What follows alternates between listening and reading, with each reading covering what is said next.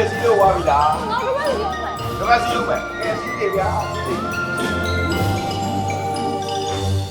စီးလို့ဝါပြီဆိုရင်အိမ်ပြန်တော့သမီးမေမေစိတ်ကူနေလိမ့်မယ် ဟွန်းတမီးချားဟာစီးကျင်သေးတာ သမီးကတခြားဟာစီးကျင်တယ်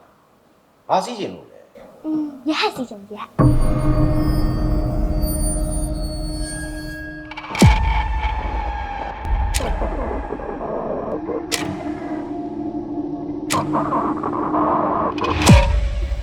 သမီးလေးလိုရနေရှိလို့ရှိဆရာရှိရတဲ့အသိပေးနေမိအားလုံးဖြည့်စီပေးမယ်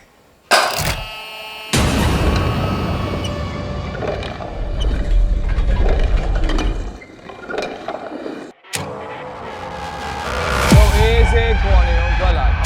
ကျုပ်လိုက်ရှာရင်ပုံစံတစ်မျိုးဖြစ်သွားလိမ့်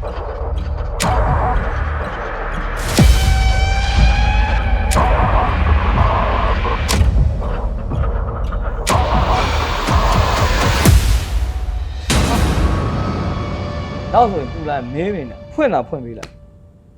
အေးပါမောင်ကျော်စောရဲ့ဦးလေးကတာဝန်ရပါကွာ ဒါဝန်ရတယ်ပါလုံးမနေပါနဲ့ကျွန်တော်မှားထားတဲ့အတိုင်းပဲလုပ်ပါ အေးပါအေးပါ ဦးလေးဗာမြင်လိုက်ပြီ